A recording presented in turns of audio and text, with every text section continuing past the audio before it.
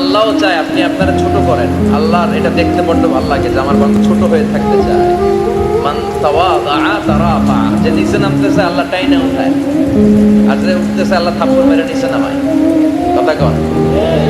মুসা আলাইহিস সালাম, সহিহ বুখারীর বর্ণনা, বনি ইসরাইলের লোকদের মাঝে ওয়াজ করতেছিলেন, নসিহত করছিলেন। একজন দাঁড়িয়ে বলল, ইয়া নবী আল্লাহ মুসা, মান আ'লামুন নাস ফিল আরদ। হে মুসা নবী, জানতে বড় মনে চায় বর্তমান পৃথিবীর সবচেয়ে বড় জ্ঞানী কে? মুসা আলাইহিস সালাম কয় আমি। মুসা আলাইহিস সালাম কি বললেন? আনা। আসলে কথাটা ঠিক।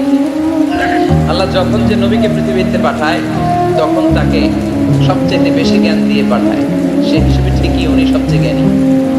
কিন্তু উনি এইভাবে নিজেকে সবচেয়ে বড় জ্ঞানী বলে দিবে, এটা আল্লাহর পছন্দ হয় না। আল্লাহ চেয়েছিলেন মুসা আলাইহিস সালাম যেন বলে আল্লাহু আ'লাম, আল্লাহই জ্ঞানী। সুবহানাল্লাহ কইবেন না? কিন্তু তা না করে উনি কি করলেন?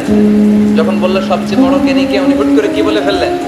আনা, আমি। আল্লাহ এটা পছন্দ করেনি। আল্লাহ ডেকে বললেন, মুসা, ইউ আর অ্যাবসলিউটলি রং, তুমি ভুল করেছো।